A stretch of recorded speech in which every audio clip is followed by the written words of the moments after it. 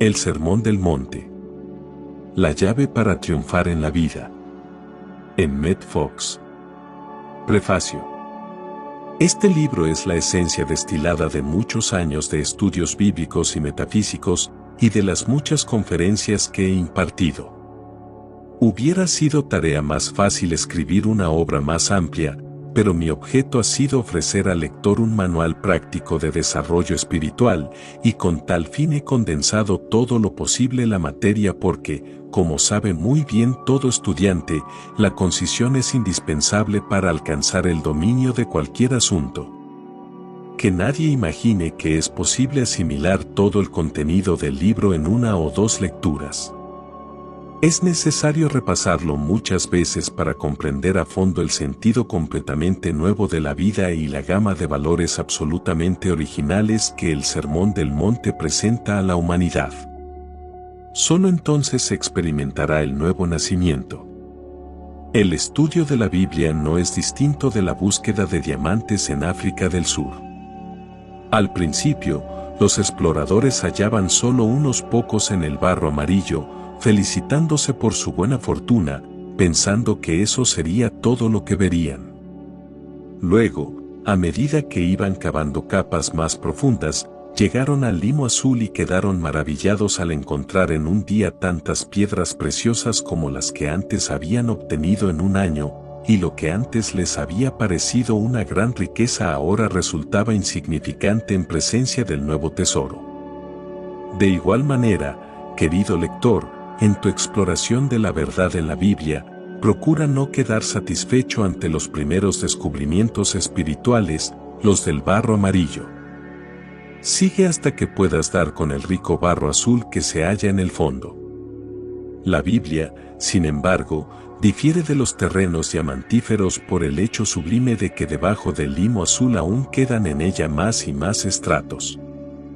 Estos son cada vez más ricos y esperan el contacto de la percepción espiritual para toda la eternidad. Sobre todo, mi buen lector, cuando leas la Biblia, afirma constantemente que la sabiduría divina te va iluminando. Es el camino para recibir la inspiración del Todopoderoso. He seguido la conveniente práctica moderna a la que se acomodan muchos autores de libros metafísicos y que consiste en usar mayúsculas en todos aquellos términos que representen aspectos o atributos de Dios. Capítulo 1. ¿Qué enseñó Jesús? Jesucristo es, sin duda, la figura más importante que jamás haya aparecido en la historia de la humanidad. Esto hemos de admitirlo, no importa cómo le consideremos. Ello es verdad así le llamemos Dios u hombre, y, si le consideramos hombre, ya le tengamos por el más grande profeta y maestro del mundo, o meramente como un bienintencionado fanático que, después de una efímera y tempestuosa vida pública, sufrió el dolor, la ruina y el fracaso. Sea cual sea nuestra interpretación, quedará el hecho incontrovertible de que su vida y su muerte, así como las enseñanzas que se le atribuyen, han influido en el curso de la historia más que las de cualquier otro hombre que jamás haya vivido. Mucho más, incluso, de lo que lo hicieron Alejandro, o César, o Carlomagno, o Napoleón, o Washington. Son muchas las personas influenciadas por sus doctrinas, o al menos, por las que se le atribuyen. Se escriben, leen y compran multitud de libros acerca de él, se pronuncian más discursos o sermones sobre su persona que sobre todos los nombres mencionados juntos. Él ha sido la inspiración religiosa de toda la raza europea durante los 2 milenios en que ésta ha dominado y moldeado los destinos del mundo entero, tanto cultural, como social, como políticamente, y durante el periodo en que toda la superficie terrestre fue por fin descubierta y ocupada y sus rasgos salientes trazados por la civilización. Estos hechos lo colocan a él en el primer lugar de la importancia mundial. No hay, por lo tanto, empresa más elevada que la de inquirir e investigar acerca de sus ideales. ¿Qué enseñó Jesús? ¿Qué quiso verdaderamente que creyésemos e hiciésemos? ¿Cuáles fueron los fines que albergaba en su corazón? Y, ¿Hasta qué punto logró cumplir estos fines con su vida y con su muerte? ¿Hasta qué punto ha expresado o representado sus ideas el movimiento llamado cristianismo, tal como ha existido durante los últimos 19 siglos? ¿Qué alcance tiene el mensaje que el cristianismo de hoy presenta al mundo? Si él volviese ahora, ¿qué diría, en general, de las naciones que se llaman cristianas y en particular de las iglesias cristianas, de los adventistas del séptimo día, de los anglicanos, los bautistas, los católicos, los cuáqueros, los griegos ortodoxos, los metodistas, los presbiterianos, los salvacionistas o los unitarios? ¿Qué fue lo que enseñó Jesús? Estas son las preguntas que tengo intención de responder en este libro.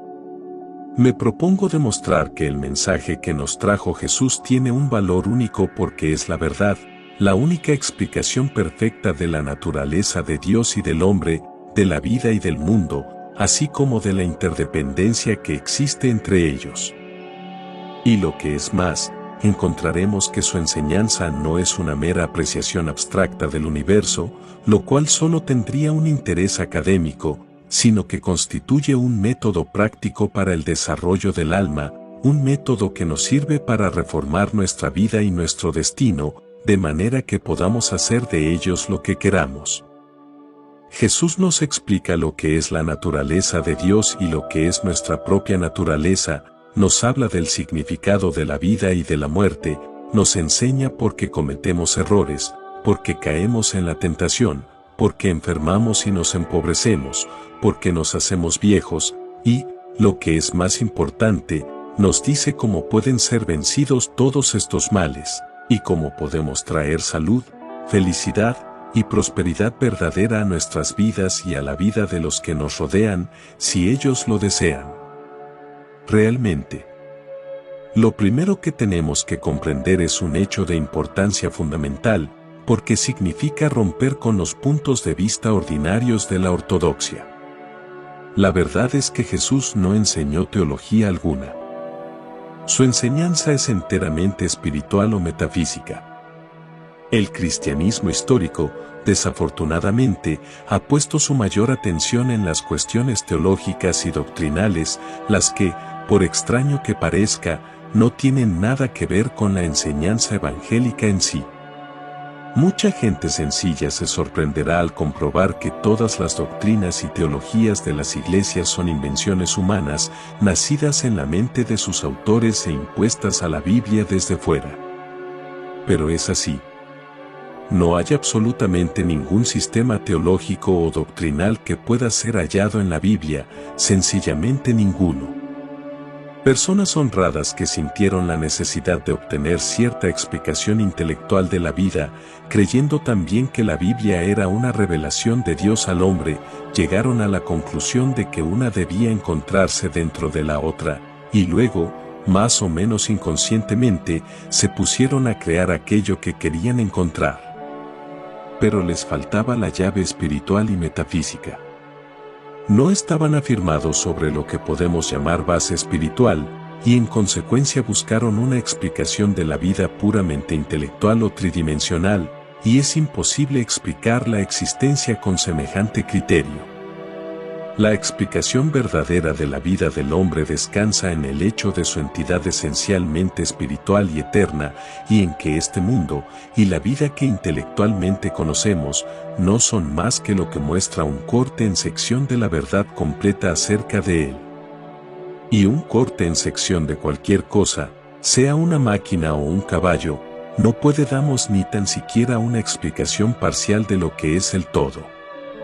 Mirando a un rinconcito del universo, y eso con ojos entreabiertos, y colocándose en un plano exclusivamente antropocéntrico y geocéntrico, los hombres han creado absurdas y horribles fábulas acerca de un Dios limitado y semejante al hombre, que rige su universo tal como un reyesuelo oriental, más bien ignorante y bárbaro, que manejara los asuntos de su pequeño reino.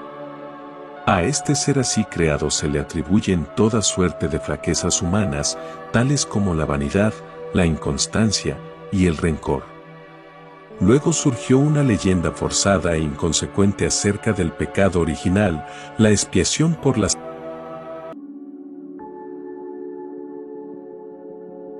sangre, el castigo infinito por transgresiones finitas, y, en ciertos casos, se añadió una doctrina increíblemente horrible de la predestinación al tormento eterno o a la felicidad eterna. La Biblia no enseña ninguna teoría semejante.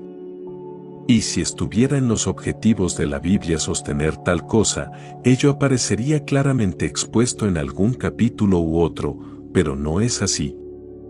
El plan de salvación, que figuraba con tanta prominencia en los sermones evangélicos y en los libros de teología de la pasada generación, es tan desconocido para la Biblia como lo es para el Corán. Nunca hubo tal plan en el universo, y la Biblia no lo expone en ninguna manera.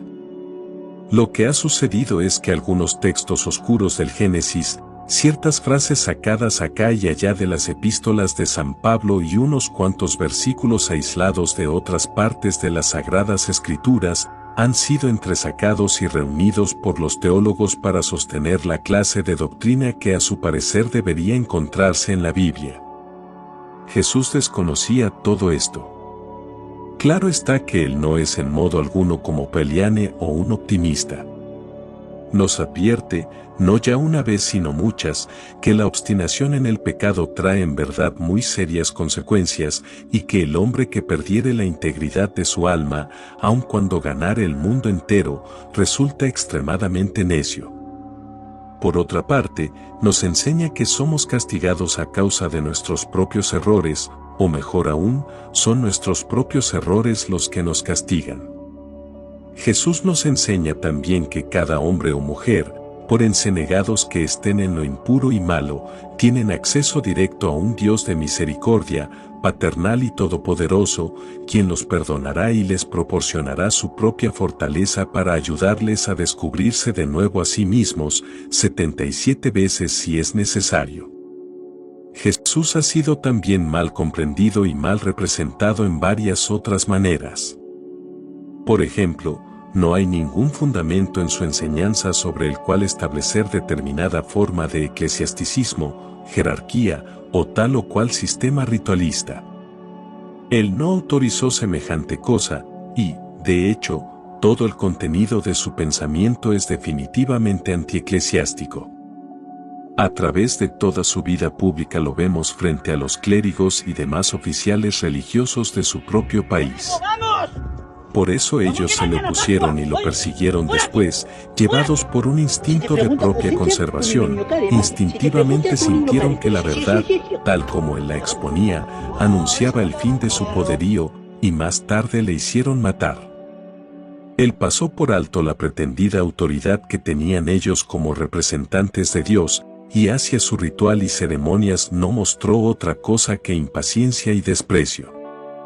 Parece ser que, en materia religiosa, la naturaleza humana está más predispuesta a creer en aquello que quiere que en tomarse el trabajo de escudriñar las Escrituras con una mente abierta. Hombres realmente sinceros, por ejemplo, se han abrogado el papel de guías del cristianismo con los más imponentes y presuntuosos títulos, y después se han vestido de hábitos elaborados y magníficos para impresionar así a las gentes, pese a que su maestro, en el más claro lenguaje, ordenó estrictamente a sus discípulos que no hiciesen nada de eso. Pero vosotros no os hagáis llamar rabí, porque uno solo es vuestro maestro, el Cristo, y todos vosotros sois hermanos. Mateo 23:8. Denunció a los fariseos como hipócritas. Jesús, como veremos más adelante, no sancionó nunca la importancia de ceremonias rituales, ni de leyes rígidas, ni de ordenanzas severas de ninguna clase. En lo que se insistió fue en que cierto espíritu prevaleciera en la conducta de uno, siendo cuidadoso en enseñar solo principios, sabedor de que cuando el espíritu es recto los detalles lo serán en consecuencia. La letra mata pero el espíritu vivifica, según lo demostraba el triste ejemplo de los fariseos. Sin embargo, a pesar de esto, La historia del cristianismo ortodoxo se compone en su mayor parte de esfuerzos encaminados a hacer observar a los fieles toda clase de ritos externos. Un ejemplo lo tenemos en los puritanos, al querer imponer a los cristianos el sábado de los judíos como día de descanso, a pesar de que las leyes sabáticas eran una ordenanza puramente hebraica. También lo tenemos en los crueles castigos sufridos por los que descuidaban lo referente exclusivamente a la profanación del sábado, y a pesar del hecho de que Jesús no miraba con simpatía la observancia supersticiosa del sábado, diciendo que el sábado fue hecho para el hombre y no el hombre para el sábado, e insistiendo en hacer cualquier cosa que creyera oportuno en ese día. A través de su enseñanza se advierte claramente que el hombre debe hacer de cada día un sábado espiritual, pensando y conduciéndose de una manera espiritual. Es obvio, pues, que si el sábado hebreo fuera todavía impuesto a los cristianos, como estos no guardan su observancia sino la del domingo, aún estarían incurriendo en las mismas consecuencias de quebrantarlo. Muchos cristianos modernos, sin embargo, se dan cuenta de que no hay ningún sistema de teología en la Biblia, a menos que se quiera ponerlo allí de forma deliberada, y han renunciado casi por completo a la teología, pero todavía cuentan con el cristianismo porque sienten intuitivamente que es la verdad. En realidad, su actitud carece de justificación lógica puesto que no poseen la clave espiritual que hace inteligible la enseñanza de Jesús y por eso tratan de racionalizar su actitud de diversas maneras. Tal es el dilema de quien no posee ni la ciega fe de la ortodoxia ni la interpretación espiritual y científica de la Biblia. Se encuentra sin sostén en todo aquello que no pertenece a la vieja escuela unitaria. Si no rechaza del todo los milagros, siente gran incomodidad con respecto a ellos, le desconciertan y quisiera que no apareciesen en la Biblia, se alegraría mucho si los pudiera dejar de lado. Un bien conocido clérigo ha publicado recientemente una vida de Jesús que ilustra cuán falsa es esta posición. En este libro el autor concede la posibilidad de que Jesús curase a algunas personas o les ayudase a curarse a sí mismas, pero nada más. Niega rotundamente los otros milagros. Según él, estos no fueron más que las acostumbradas leyendas que se forman alrededor de todos los grandes personajes de la historia.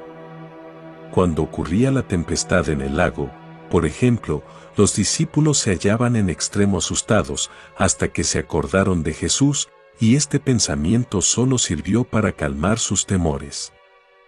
Este hecho fue exagerado más tarde hasta convertirse en una historia absurda que describía a Jesús mismo andando sobre las aguas para acercarse al barco.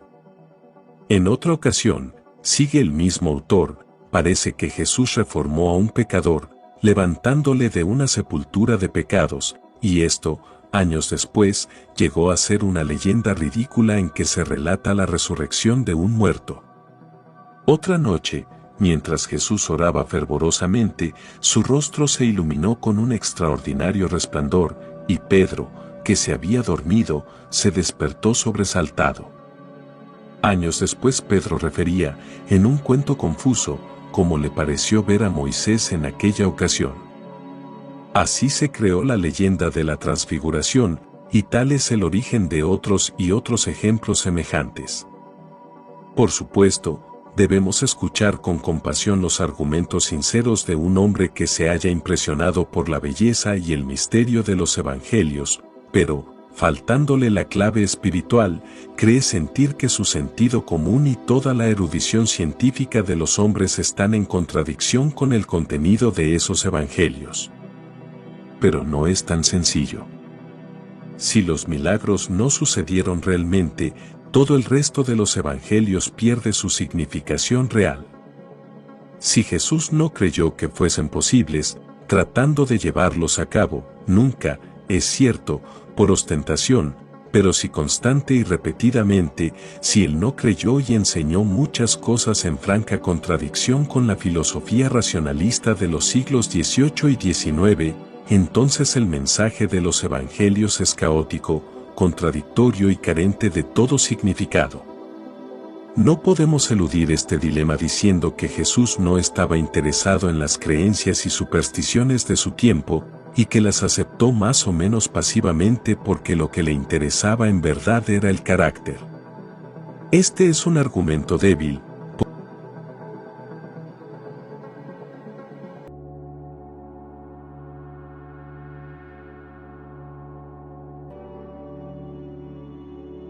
porque este carácter debe incluir una comprensión de la vida inteligente y vital a la vez. Asimismo debe incluir ciertas creencias y convicciones definidas acerca de las cosas de importancia valedera. Pero los milagros sí ocurrieron. Todos los hechos que los 4 evangelios relatan de Jesús sucedieron, y muchos más. Muchas otras cosas hizo Jesús, que si se escribiesen una por una, creo que este mundo no podría contener los libros. JN 21-25. Jesús mismo justificó con sus obras lo que la gente estimó ser una extraña y maravillosa enseñanza, pero él fue aún más lejos y dijo, refiriéndose a aquellos que estudian y practican sus enseñanzas: las cosas que hago las haréis, y muchas más aún. Después de todo, ¿qué es un milagro? Los que niegan la posibilidad de los milagros apoyándose en el argumento de que el universo es un sistema de leyes que funcionan perfectamente sin que quepa el más mínimo fallo, están en lo cierto. Pero olvidan que el mundo que conocemos a través de los 5 sentidos, y cuyas leyes son las únicas conocidas por la mayoría de los hombres, no es más que un pequeñísimo fragmento de todo el universo existente en la realidad, y que cada ley está subordinada a otra superior en un sentido de menor a mayor.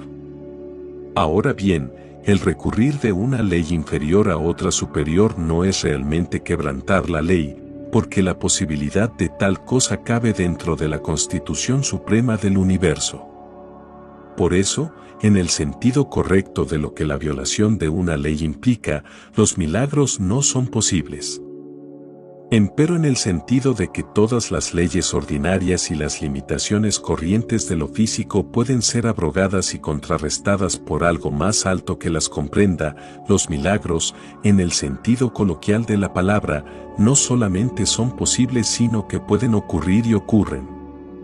Supongamos, por ejemplo, que un lunes nuestros asuntos se encuentran en tal condición que, humanamente hablando, es seguro que antes que la semana termine se producirán determinados cambios. Puede tratarse de cuestiones legales, acaso alguna dura resolución judicial o problemas físicos en nuestra salud corporal.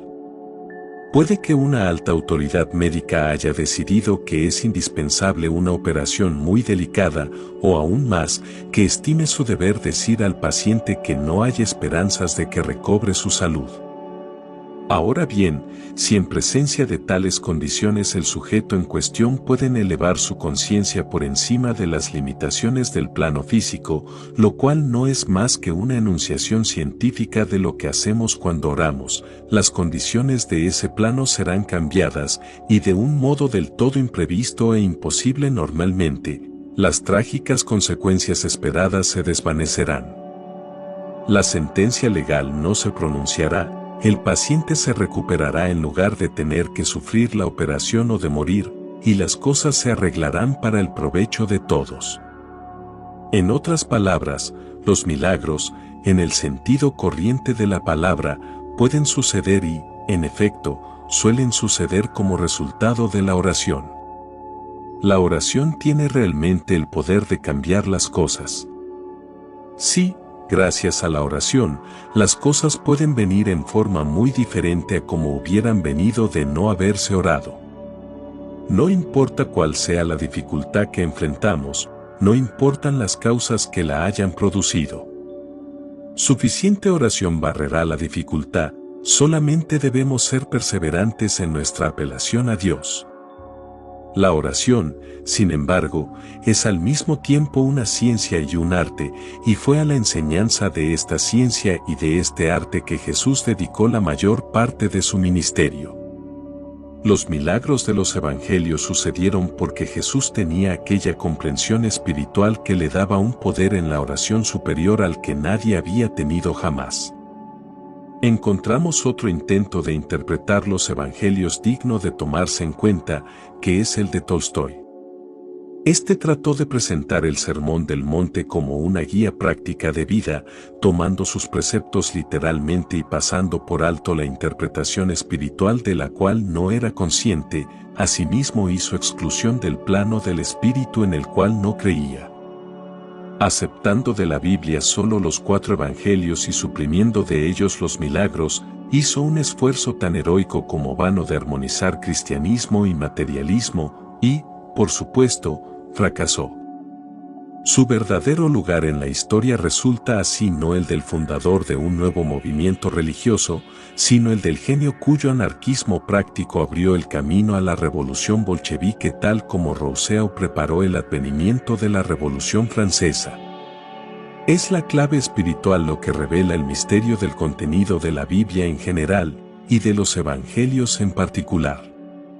Es esa clave o interpretación espiritual lo que nos explica los milagros, y nos muestra cómo Jesús los hizo para probamos que nosotros también podíamos hacerlos y libramos así del pecado, de la enfermedad y de las limitaciones. Con esa clave podemos prescindir de las inspiraciones de la elocuencia y deshacemos de interpretaciones de la Biblia literales y supersticiosas, y no obstante entender que es ella el más preciado y auténtico tesoro que posee la humanidad. Desde fuera, la Biblia es una colección de documentos inspirados que fueron escritos a través de siglos por hombres de todos los tipos y en circunstancias diversas. Muy contados de estos documentos que han llegado a nosotros son originales, en su mayoría se trata de redacciones y compilaciones de fragmentos más antiguos, y el nombre de los autores rara vez se sabe con seguridad. Esto, no obstante, no afecta en lo más mínimo al propósito espiritual de la Biblia, sino que en realidad carece de importancia. El libro, tal como lo tenemos, es una fuente inagotable de la verdad espiritual, no importan los caminos por los que ha llegado a su forma presente. El nombre del autor de un capítulo cualquiera no tiene más interés que el de su amanuense a quien tal vez se lo hubiera dictado. La sabiduría divina es el autor, y eso es todo lo que nos importa. La exégesis o alta crítica se ocupa exclusivamente del aspecto externo, de la letra de las escrituras, pasando por alto su contenido profundo, y tal crítica carece de valor desde el punto de vista espiritual. El mensaje profundo de la Biblia nos es presentado a través de formas diversas, historia, biografía, así como lírica y otras formas poéticas, pero sobre todo se emplea la parábola para expresar la verdad espiritual y metafísica. En ciertos casos, lo que nunca había sido destinado a ser más que una parábola, fue interpretado literalmente durante algún tiempo, de ahí que a menudo haya parecido que la Biblia enseña cosas en completa contradicción con el sentido común. Un ejemplo de esto lo tenemos en la historia de Adán y Eva en el jardín del Edén. Interpretado correctamente, este relato es tal vez la más maravillosa de todas las parábolas. No fue el objeto del autor presentar esta historia como verídica, pero muchos la han tomado así, dando origen a toda una serie de absurdas consecuencias. La clave o interpretación espiritual de la Biblia nos libera de todas estas dificultades, dilemas y aparentes inconsecuencias. Al mismo tiempo, nos evita caer en las falsas posiciones del ritualismo, del evangelismo y también del llamado liberalismo, porque nos da la verdad. Y la verdad viene a ser nada menos que la sorprendente pero innegable realidad de que todo el mundo exterior, sea el cuerpo físico o las cosas comunes de la vida, los vientos y la lluvia, las nubes, la tierra misma, está sujeto al pensamiento del hombre y que él puede dominarlo cuando adquiere conciencia de ello. El mundo exterior, lejos de ser una prisión de circunstancias como comúnmente se le supone, no tiene en realidad ningún carácter propio, ni bueno ni malo. Su carácter es ni más ni menos que el que nuestros pensamientos le dan.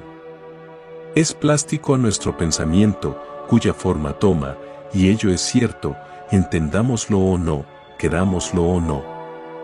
Los pensamientos que a lo largo del día ocupan nuestra mente, nuestro lugar secreto, están modelando nuestro destino hacia lo bueno o hacia lo malo.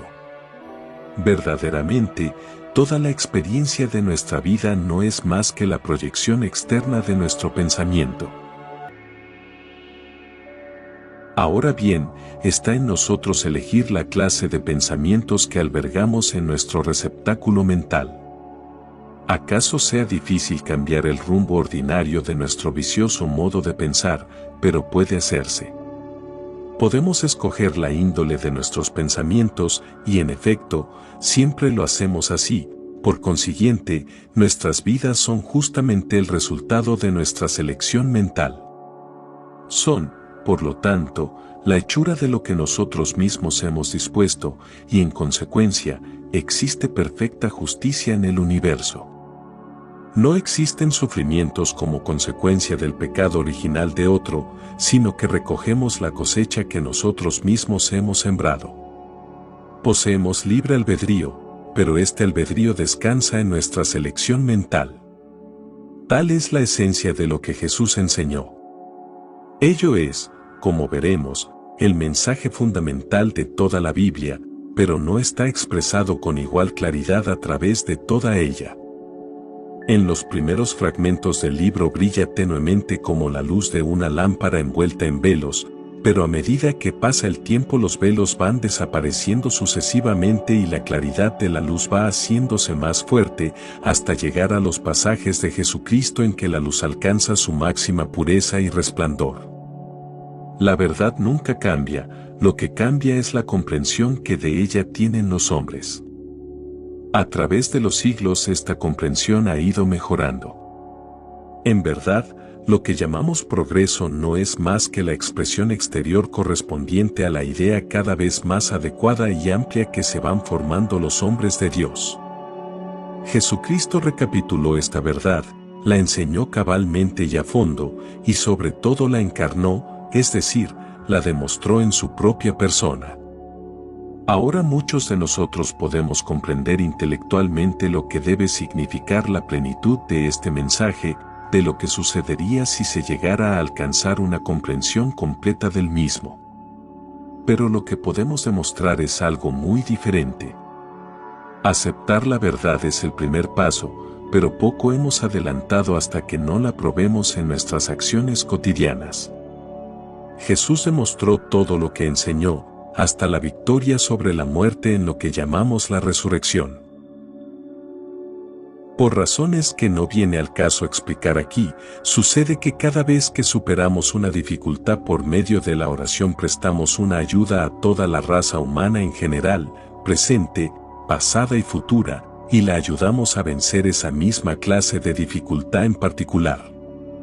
Jesús, al vencer toda suerte de limitaciones a que la humanidad vive sujeta, y en particular venciendo a la muerte, llevó a cabo una obra de un valor único e incalculable y por eso es lícito llamarle Salvador del mundo. En una ocasión de su ministerio que estimó conveniente, Jesús quiso reunir y expresar toda su enseñanza en una serie de discursos, que probablemente le llevaron varios días, hablando quizá 2 o 3 veces al día. Este ordenamiento ha sido comparado en ocasiones y con bastante exactitud a cierto sistema de escuelas de verano que tenemos hoy día. Jesús aprovechó aquella oportunidad para hacer un resumen de su mensaje o, lo que es lo mismo, para poner los puntos sobre las íes, como se dice vulgarmente. Es natural que muchos de los presentes tomaran apuntes, los cuales fueron más tarde debidamente reunidos y ordenados como el Sermón del Monte. Cada uno de los 4 evangelistas recogió material de aquel sermón de acuerdo con sus puntos de vista personales, y es Mateo quien nos da la versión más completa y coherente. La presentación que él nos ofrece es una codificación casi perfecta de la religión de Jesucristo, y es por esa razón que se ha escogido la versión de Mateo como texto fundamental para este libro. Mateo contiene lo esencial, es personal y práctico, es conciso y específico, y no obstante su enseñanza es pictórica de luz. Una vez que el sentido de sus conceptos ha sido debidamente comprendido, no falta sino ponerlos fielmente en práctica para obtener enseguida los resultados. La importancia y el alcance de tales resultados estarán en relación directa a la sinceridad y constancia con que sus instrucciones sean aplicadas. Esta es una cuestión individual que cada uno tiene que responderse a sí mismo. Nadie puede salvar el alma de su hermano o pagar la deuda de su hermano. Podemos y debemos ayudarnos unos a otros en determinadas ocasiones, pero es menester que cada uno de nosotros aprenda a hacer su propio trabajo y a dejar de pecar, antes que pueda sucederle una cosa peor. Si lo que deseamos realmente es cambiar nuestras condiciones de vida, si realmente queremos transformarnos, si de verdad anhelamos la salud, la serenidad y el cultivo espiritual, debemos poner nuestra mira en el Sermón del Monte, porque allí Jesús nos dice lo que tenemos que hacer. La tarea no es fácil, pero estamos seguros de que puede realizarse porque otros lo han hecho. Mas es necesario pagar el precio, y este consiste en aplicar estrictamente los principios de Jesús en cada aspecto de la vida y en cada hecho cotidiano, tanto si sentimos el deseo de hacerlo como si no, y especialmente en aquellos casos en que nos sentimos inclinados a no hacerlo. Si estamos dispuestos a pagar ese precio, entonces el estudio de este magnífico Sermón del Monte se convertirá para nosotros verdaderamente en el monte de la liberación.